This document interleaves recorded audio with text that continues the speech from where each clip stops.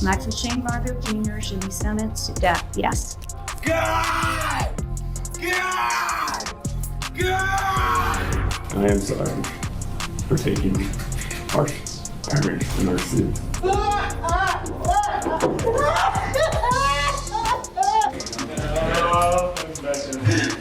Dexter Johnson's case is a chilling example of a crime so heinous that the court had no choice but to recommend the death penalty. This horrific event unfolded in 2006 when Dexter, just 19 years old at the time, embarked on a brutal crime spree with 4 of his friends. On the morning of June 18th, the group, armed with a shotgun and a pistol, drove around looking for someone to rob, hunting for victims as if it were a game. They eventually came across Maria Apar and her boyfriend Hingo, who were sitting in their car outside Hingo's house. At gunpoint, the group carjacked them, forcing them into Maria's vehicle. What happened next was truly heartbreaking. Dexter assaulted Maria in the back seat while Hingo was powerless to stop it. But the torment didn't end there. Once they were done terrorizing their victims, Dexter and an accomplice executed them both, shooting them in the side of the head. The couple's final moments must have been filled with unimaginable fear, all for a mere $25 and a credit card. When the case went to trial, the details were so gruesome that the jury swiftly convicted Dexter of capital murder. The judge handed down the ultimate punishment, death. When Dexter heard his sentence, the reality of his fate hit him like a ton of bricks. He collapsed into his seat, overwhelmed by the weight of his actions. Ladies and gentlemen of the jury, this is a feature jury service. I'm going to meet you in the jury room. All rise. But here's where things get even more complicated. Dexter's legal team argued that he shouldn't be executed because he was intellectually disabled. They claimed his IQ was below the legal threshold and that he struggled with basic tasks like following directions and handling money. His attorneys presented new evidence stating that medical standards for determining intellectual disability had changed since his trial. This argument led to a dramatic turn of events. Just one day before Dexter's scheduled execution, a federal court stepped in and halted it. The case was sent back to the lower courts for a reevaluation of his disability claims. Some experts who had initially testified against Dexter's claim of intellectual disability had since changed their stance, but the prosecution remained firm. They argued that Dexter was fully aware of his actions and still deserved the death penalty. Now the case remains in limbo, with the courts reassessing the claims while the victims' families are left waiting for justice. However, no matter the outcome, they can at least find some solace in knowing that Dexter will spend the rest of his life in prison. Unlike Dexter, though, the defendant in the next case was sentenced to death, even after appealing. We, the jury, unanimously find that the defendant, Michael Bargo Jr., should be sentenced to death, yes. Michael Bargo was just 18 years old in 2011 when he orchestrated one of the most gruesome murders imaginable. Acting as the ringleader, he and a group of friends, including Amber Wright, Kyle Hooper, Charlie Ely, and Justin Soda, lured 15-year-old Seth Jackson to a home in Summerfield, Florida.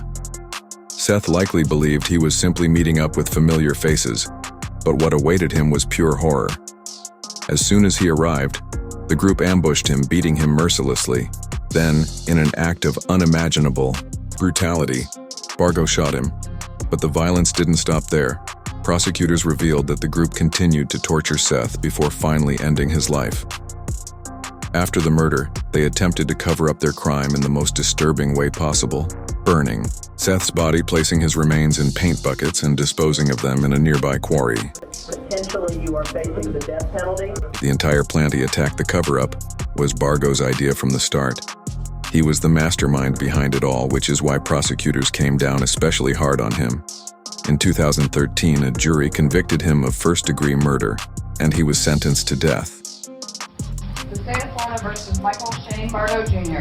Advisory sentence. A majority of the jury, by a vote of 10-2, advise and recommend to the court that it impose the death penalty upon Michael Bargo Jr. But here's where things got messy in Florida at the time of Bargo's trial. A jury didn't need to be unanimous to recommend the death penalty in his case. The vote was 10-2. While the majority wanted him executed, the lack of a unanimous decision triggered years of legal appeals. In 2017, the Florida Supreme Court ruled that Bargo was entitled to a new sentencing hearing due to the non-unanimous jury recommendation. Fast forward to 2021, and Bargo found himself back in court. This time there was no doubt the jury unanimously recommended the death penalty. We, the jury, unanimously find that the defendant, Michael Shane Bargo Jr., should be sentenced to death. Yes. As the jury read the sentence, Bargo held his head, absorbing the reality of what he had just heard. He was sentenced to death. It was as if he knew this moment was inevitable. But before his sentencing, Bargo made a last-ditch effort to argue his innocence. He claimed to have evidence proving he wasn't guilty, but the court rejected it outright. Frustrated, he lashed out, calling the entire trial a circus, and even telling the judge that if he were executed, his blood would be on her hands. Despite his desperate claims, the judge remained unmoved. A 15-year-old child knew he was being dragged back into a house and was going to die. Bargo's case also raised serious questions about Florida's death penalty laws. At one point, Florida had some of the least strict requirements for sentencing someone to death. Did you know that a simple majority vote of 7-5 was once enough to recommend execution? Even more controversially, judges had the power to override jury decisions and impose the death penalty, even if the jury voted for life in prison cases like Bargo's. Along with others, forced lawmakers to take a closer look at these rules, leading to major reforms in the state's capital punishment system. You told them where this rock quarry was. I did. Correct, because nobody else knew where this was. True. This was your place. This was your idea. Now at 29, Michael Bargo sits on death row. His father, who had attended nearly every court appearance, refused to comment after the sentencing.